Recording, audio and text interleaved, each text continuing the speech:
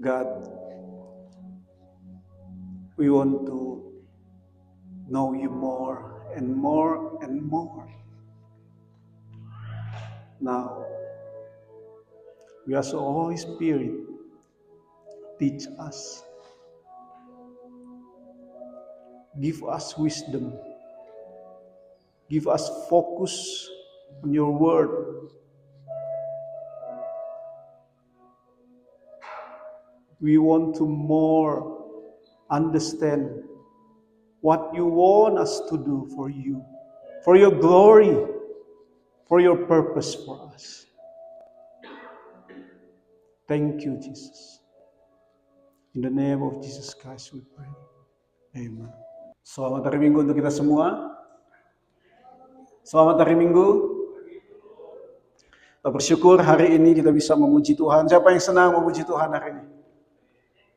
Kiranya segala kemuliaan hanya bagi Tuhan. Amin. Saudaraku, bagaimana kalau hari ini adalah hari terakhir hidup kita? Bagaimana kalau hari ini adalah hari kematian kita? Saudara, berbicara tentang kematian memang menjadi sesuatu yang sangat menakutkan. Tetapi berbicara tentang kematian itu adalah satu realita yang pasti akan dihadapi oleh semua orang. Dan kita tidak tahu dengan cara bagaimana kita akan berakhir. 2 minggu yang lalu, saudaraku, saya dengan Laura kami jalan-jalan ke Sloan Lake, muterin 1 kali putaran gitu. Setengah perjalanan itu ada satu event, ada satu komunitas, bagaimana mereka mengenang akan kepergian orang-orang yang mereka kasihi. Jadi semua foto, semua kejadian yang mereka alami, yang mereka hadapi itu ditulis. Gitu. Jadi hampir setengah jalan itu kita lewati, semua gambar, semua foto, semua kisah tentang orang yang mereka kasihi yang sudah tidak ada. Apakah itu usianya hanya orang yang sudah di atas 70 tahun? Sudah di atas 80 tahun, 90 tahun? Tidak. Banyak sekali orang-orang yang masih ada di masa-masa hidup produktif, usia produktif, bahkan ada satu keluarga, ada bersama dengan sahabat juga. Saudara, kita tidak tahu kapan waktunya hidup kita berakhir. Sehingga yang menjadi pertanyaan bagi kita, ketika hidup kita berakhir, apa yang akan orang kenang atas hidup kita? Ketika orang datang ke tempat pemakaman atau ke penghiburan atau ke duka, apa yang akan orang kenang atas hidup kita?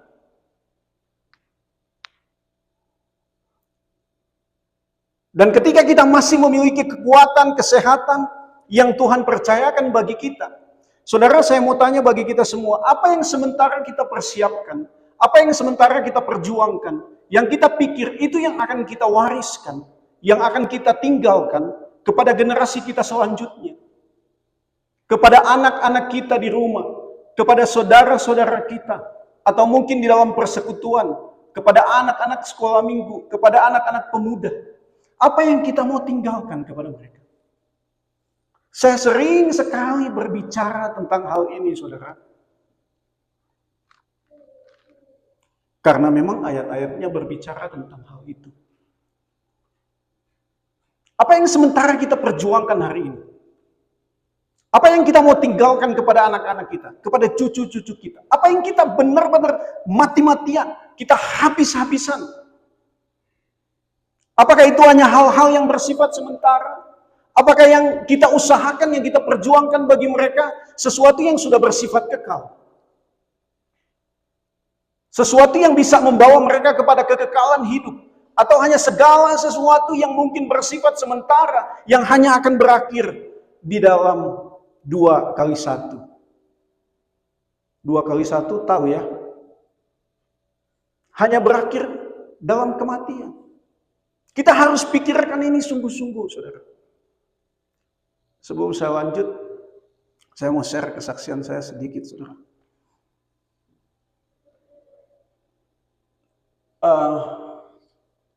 Sepanjang malam ini saya tidak tahu ya, mau tidur, kita berdoa gitu ya. Dan sepanjang malam sampai saya bangun, saudara. Terus menerus saya diingatkan kebenaran firman Tuhan. Trust in the Lord in all your heart. Sampai saya bangun pagi. Saya tidak tahu kenapa. Tapi seakan seperti orang yang tidur tapi dalam keadaan sadar. Saya nggak tahu kenapa. Trust in the Lord in all your heart. Sampai saya bangun. Tiap waktu pagi-pagi saya cerita ke Laura, dia bilang jangan-jangan ada sesuatu yang mungkin memang kamu belum percayakan sama Tuhan. Jadi Tuhan bicara terus menerus. Saudara, memang akhir-akhir ini banyak hal yang saya pikirkan. Bukan sesuatu yang dalam artian saya khawatirkan terlalu, tetapi sesuatu yang seakan Tuhan taruh di dalam hati saya, baik berkaitan dengan persekutuan kita, gereja kita, berkaitan dengan hidup, banyak sekali. Jadi dari tidur malam sampai tadi pagi pas mama, trust in the Lord in all your heart.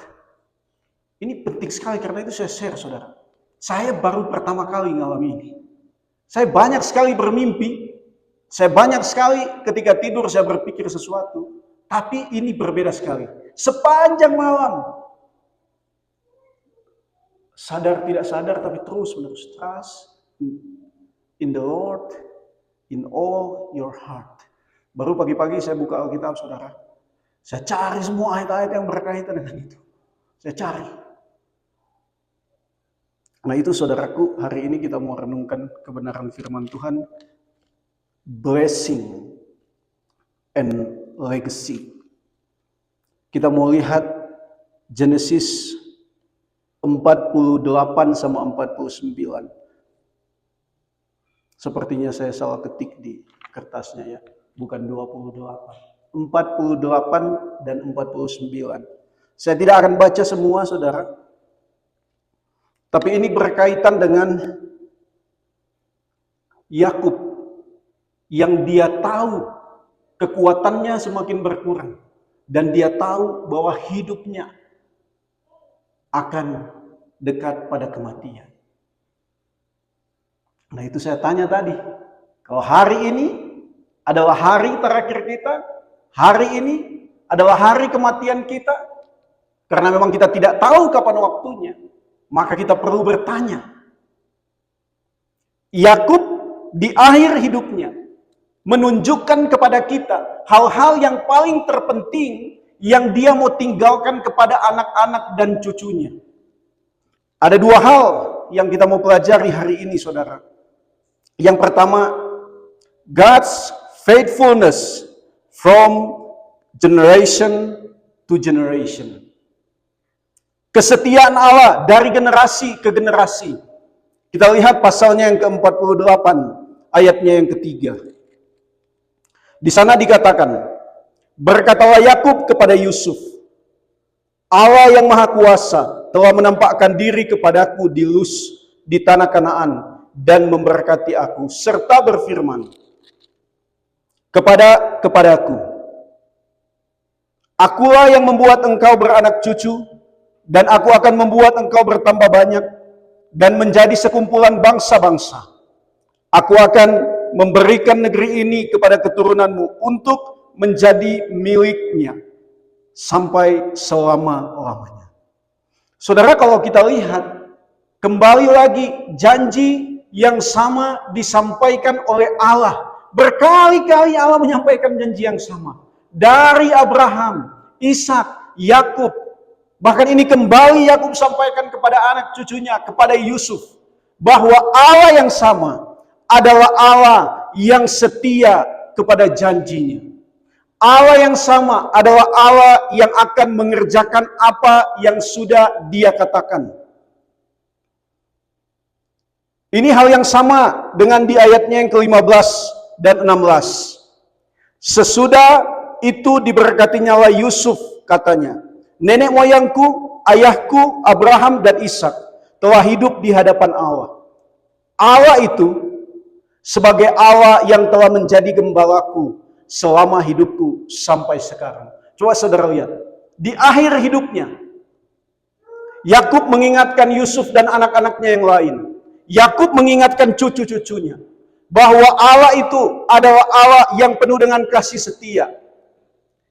Yakub melihat ke belakang dan menyaksikan bahwa Allah dengan setia telah memelihara perjanjiannya, dan dia sendiri yang menuntun Abraham, Ishak, dan Allah yang sama yang telah memelihara dan menuntun kehidupan Yakub. Karena itu dia katakan, sebagai Allah yang telah menjadi gembalaku selama hidupku sampai sekarang. Ini hal yang sangat menarik. Di akhir hidupnya, Yakub tidak sibuk bagi-bagi harta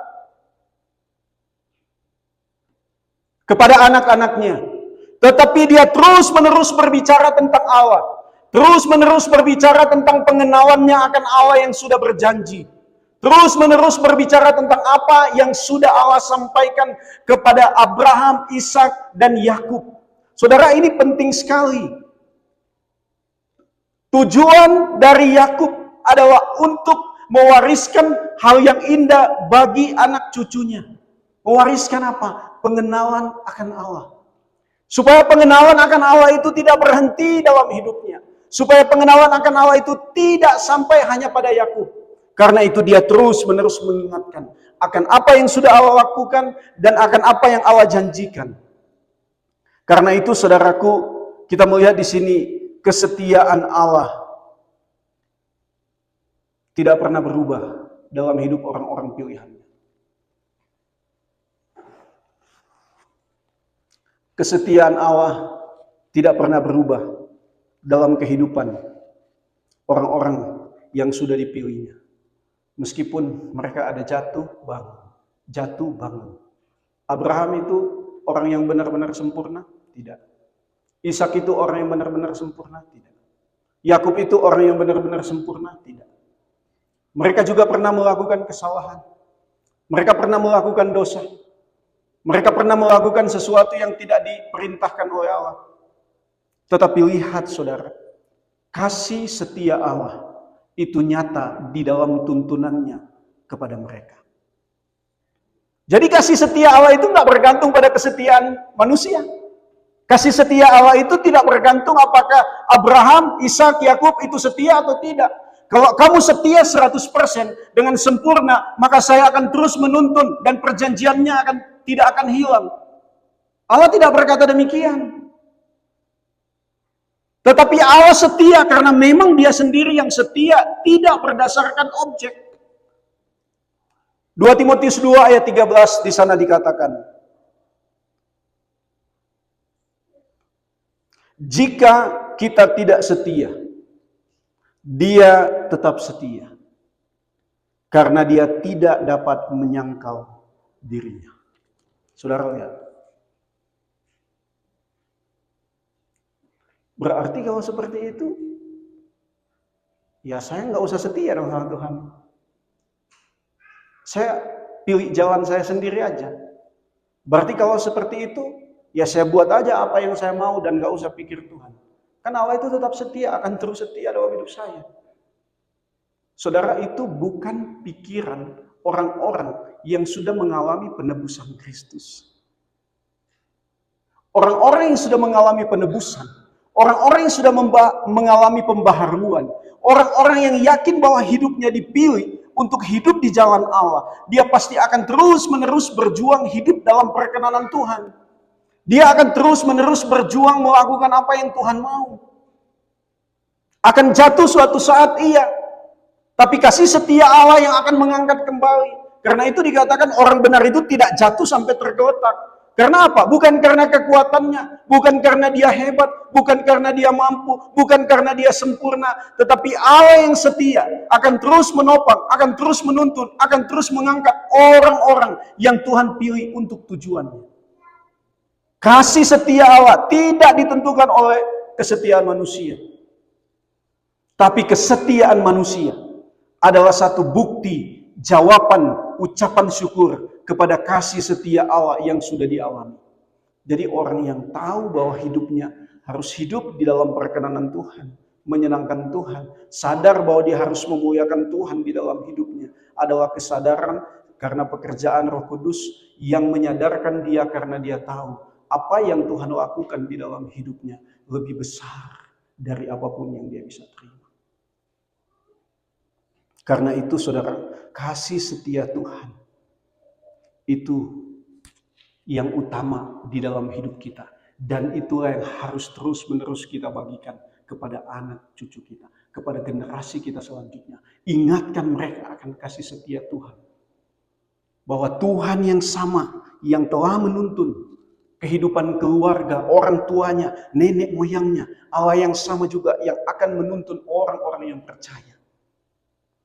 Saudara, John Newton sebelum dia meninggal, saudara tahu ya John Newton ya, pengarang lagu Amazing Grace. Sebelum dia meninggal dia katakan begini, "My memory is nearly gone, but I remember two things, that I am a greater sinner, and that Christ is a greater Lord and Savior." Dua hal yang harus kita ingat. Saya kalau ketemu dengan orang yang sudah usia, saudara, yang kadang dia sudah lupa apapun, dua hal ini yang terus saya coba ingatkan. Bahwa kita semua ini adalah pendosa yang besar. Kita ini manusia yang terus-menerus mengecewakan Tuhan. Kita manusia yang gak sempurna. Itu benar. Tetapi hal yang kedua, and that Christ is a great Lord and Savior. Dua hal yang kita harus ingat sepanjang hidup kita sampai kita mati. Bahwa kita ini pendosa yang besar. Banyak sekali hal yang kita buat yang tidak sesuai dengan maunya Tuhan. Banyak sekali yang kita buat yang membuat Tuhan sedih. Ya, itu benar, saudara. Kita harus terus-menerus ingat setiap waktu. Tapi kita juga harus ingat ada anugerah dari Kristus yang adalah Lord and Savior. Kita bisa lupa apapun, kita bisa lupa harta kekayaan kita bisa lupa orang yang melakukan kebaikan kepada kita bisa lupa semuanya, tapi jangan pernah lupa dua hal ini. Ini menunjukkan apa saudara? Orang yang di dalam hatinya memiliki kerendahan hati. Karena itu Yesus katakan, belajarlah daripadaku rendah hati dan lemah lembut. Orang yang rendah hati adalah orang yang terus-menerus mengakui bahwa dia pendosa besar. Dan dia terus-menerus mengakui dia punya Allah yang besar. Yang di dalam hidupnya, Yesus Kristus, Allah yang besar itu harus dimuliakan. Saya lagi baca buku yang ditulis oleh Jerry Bridge dan berbicara tentang dua hal ini. Orang yang rendah hati, sadar siapa dirinya dan sadar siapa Allah. Ini yang pertama saudara. Hidup yang dijalani Yakub tidak mudah. Namun kehadiran dan pemeliharaan Tuhan menjadi jaminan atas hidupnya. Dan itu juga yang Tuhan mau lakukan bagi generasi pada generasi. Dalam kehidupan orang-orang yang percaya kepada Allah. Sehingga apa? Jangan fokus hanya pada segala masalah yang kita alami hari ini. Tapi kita harus terus mereview ke belakang. Apa yang sudah Tuhan lakukan di dalam kehidupan kita. Mungkin masalah yang kita alami hari ini tidak lebih besar daripada yang sudah kita lewati. Pergumulan yang kita sedang alami ini tidak lebih berat dari apa yang sudah kita lewati. Sehingga mengingatkan kita bahwa Allah yang sama yang sudah menolong kita di masa lalu adalah Allah yang sama yang terus menolong kita hari ini. Dan Allah yang sama yang akan menuntun perjalanan hidup kita sampai pada akhir hidup kita. Kita mungkin pernah melewati jalan yang berkelok-kelok. Kita pernah menaiki bukit yang seakan tidak pernah ada ujungnya. Kita pernah melewati lembah yang begitu kelam, seakan kita tidak dapat melihat apapun. Tetapi pada akhirnya kita bisa melewati semuanya. Terkadang saudara, kekhawatiran kita tidak pernah terjadi. Terkadang kekhawatiran kita tidak pernah kita alami. Kalaupun kita mengalaminya, kita harus percaya bahwa Dia Allah yang pasti menuntun kita. Karena itu saya tadi mau Trust in the Lord in all your heart. Percaya. Serahkan hidup sama Tuhan.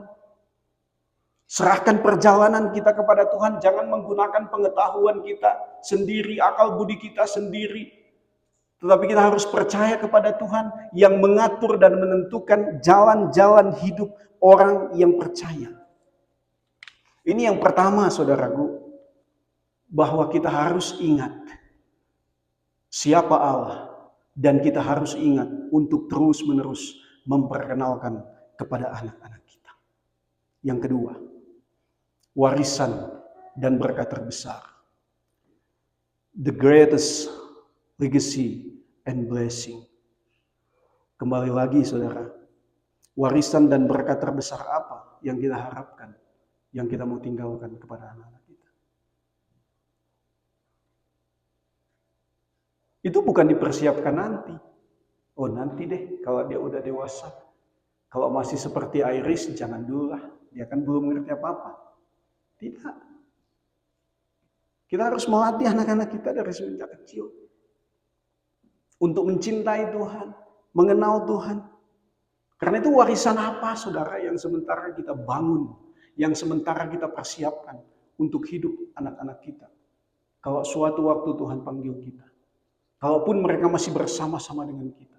Warisan apa? Coba kita tanya pada diri kita sendiri. Warisan apa? Apakah yang terus-menerus kita wariskan adalah sesuatu yang bernilai kekal? Atau sesuatu yang kita wariskan hanya yang sementara? Yang sementara ini penting, saudara. Tetapi yang lebih penting adalah warisan yang kekal. Saya tidak bilang nggak usah dipersiapkan masa depan anak kita, tidak ya. Saya selalu bilang ini supaya saudara tidak salah mengerti saya. Tetapi terkadang kita selalu sibuk dengan apa yang kelihatan, dengan apa yang sementara, tapi kita lupa mempersiapkan generasi keturunan kita untuk hal-hal yang kekal, sehingga mereka terhilang. Suatu waktu saya mau putar satu klip video sama saudara, Jendela 414 itu. Banyak anak-anak yang terhilang. Merasa ada orang tuanya, tetapi mereka tidak pernah memperkenalkan Kristus. Tidak pernah memperkenalkan Allah kepada anak-anaknya. Itu sangat mengingatkan saya video itu. Saya cari, saya akan putar untuk saudara. Sehingga kita tidak hanya terus-menerus memikirkan hal yang sementara. Sehingga anak-anak kita terhilang dari hadapan Allah. Siapa yang dituntut? Pastor Olin. Oh, saya sudah kasih tahu saudara. Kita juga sementara memikirkan bagaimana anak-anak kita itu mereka bertumbuh. Tapi di rumah, orang tua yang dipercayakan lebih bertanggung jawab. Mendekati hari kematian Yakub, Yakub tidak sibuk bagi-bagi harta. Namun dia berbicara tentang Allah, tentang janji dan berkat. Ini artinya Yakub mau memberikan warisan iman dan pengenalan akan Allah kepada generasi berikutnya. Ia mau supaya mereka mengerti tentang Allah dan apa yang sudah Allah kerjakan dari generasi ke generasi. Dan ini juga yang harus menjadi hal terpenting di dalam hidup kita. Kejadian 49 ayat 1 di sana dikatakan, kemudian Yakub memanggil anak-anaknya dan berkata, datanglah berkumpul supaya kuberitahukan kepadamu apa yang akan kamu alami di kemudian hari. Dan dia terus bicara tentang apa, diberikan kesempatan oleh Allah untuk bernubuat tentang apa yang akan terjadi untuk anak-anaknya. Saudaraku, ini hal yang sangat penting untuk kita pikirkan, untuk kita terus-menerus lakukan. Karena pada akhirnya berkat terbesar bukan sekedar kehidupan yang baik, di mana seakan semuanya terjamin. Berkat terbesar adalah pengenalan akan Kristus dan keselamatan di dalam Dia, yang harus terus-menerus kita ajarkan dari hari ini. Kita dan anak-anak kita ini sudah banyak terdistrak dengan media sosial, dengan segala sesuatu yang membuat kita seakan lupa dengan Tuhan. Postingan-postingan rohani itu menjadi sesuatu yang gak populer. Coba saudara lihat. Ya terkadang saya merasa berdosa juga. Kita lebih banyak lihat apa? Orang makan. Kita lebih banyak lihat apa? Yang lucu-lucu. Kita lebih banyak dan tahan lihat yang apa, saudara? Yang seperti itu. Coba kita lihat, oh ada pendeta ini posting firman Tuhan. 3 menit saja, saudara. Bisa kita tahan? Belum tentu. Jadi hal-hal yang rohani itu menjadi sesuatu yang gak familiar bagi kita. Hal-hal yang rohani itu menjadi konsumsi yang kita tidak mau sebenarnya. Karena itu kita berpikir, hari Minggu udah cukup lah. Gitu. Coba kita pikir, kalau kita duduk bersama dengan anak-anak kita, ketika kita makan bersama, ketika kita ada di rumah bersantai bersama, apa yang kita pikirkan? Pernahkah kita masih bisa berbicara tentang firman kepada mereka dan mereka mendengar? Seperti kata Musa di dalam Ulangan, ketika makan, bicara. Ketika tidur, bicara. Ketika jalan, bicara.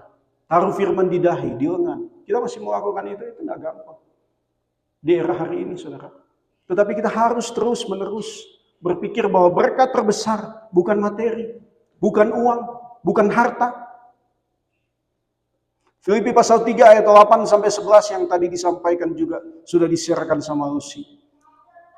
Maka segala sesuatu kuanggap rugi karena pengenalan akan Kristus. Tuhanku lebih mulia daripada semuanya. Daripada apa? Daripada masa lalu yang dialami oleh Paulus. Daripada semua yang dia miliki. Pengenalan akan Tuhan itu lebih mulia, lebih berharga, lebih istimewa di atas segala-galanya. Oleh karena dialah aku telah melepaskan semuanya itu dan menganggapnya sampah. Sampah itu berarti nggak berguna. Sampah itu berarti sesuatu yang nggak bernilai. Masa kita mau tukar sesuatu yang mulia dengan sesuatu yang sampah? Masa kita mau tukar emas dengan besi putih? Tapi terkadang besi putih itu mungkin karena mengkilat, saudara.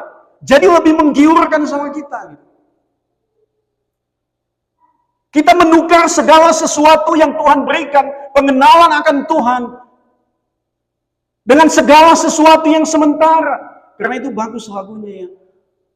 I want to know you more.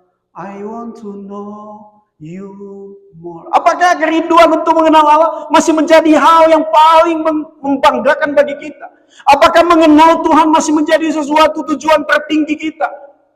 Saya tidak tahu. Itu juga yang terus-menerus saya gumuli di dalam hidup saya pribadi dan keluarga.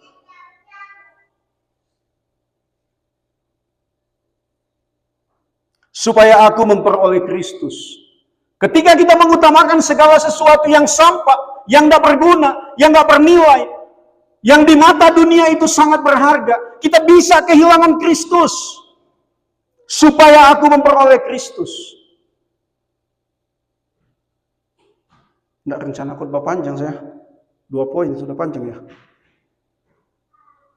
Kalau sudah di atas ini semangatnya keluar sampai keringat, saudara.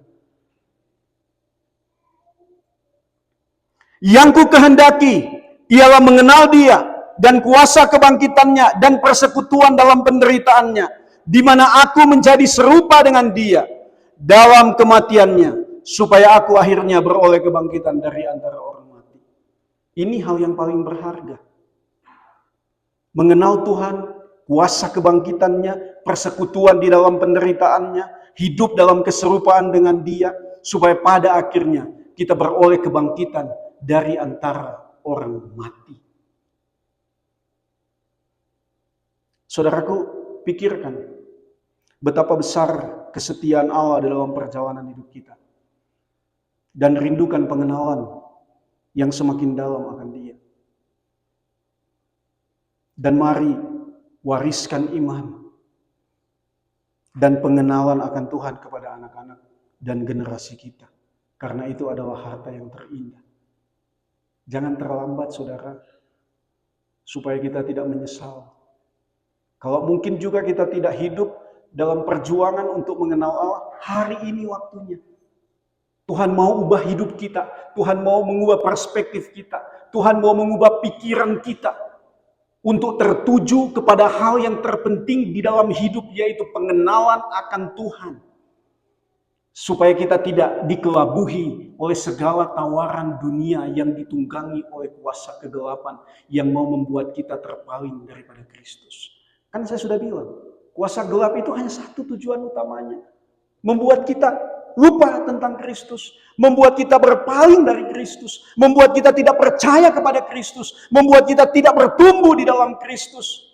Membuat kita tidak mengharapkan pengenalan akan Tuhan. Meskipun mungkin saya sudah dibaptis. Meskipun saya sudah beribadah.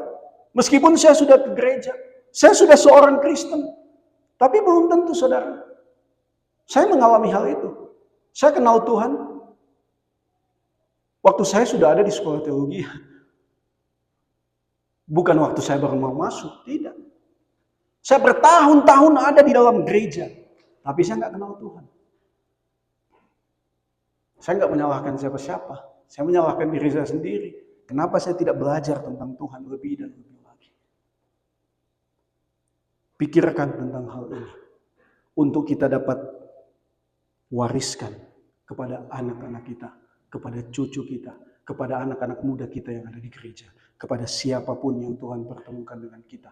Kasih setia Allah, mengingat akan Allah adalah hal yang terpenting. Yang kedua, wariskan kepada semua orang yang Tuhan mau. Mari saya mengajak kita semua untuk berdiri. Kita akan terus memuji Tuhan. Kita akan terus memikirkan tentang Dia. Dan kita akan datang kepada Tuhan. Kita mau memberikan juga yang terbaik kepada Tuhan. Yang adalah Allah yang penuh dengan kasih setia. Kita mau datang memberi kepada Tuhan. Kita mau datang mengembalikan persepuluhan kita yang adalah hak Tuhan. Kita mau mengembalikan semua kemuliaan, hormat hanya kepada Allah yang layak menerima segala sesuatunya.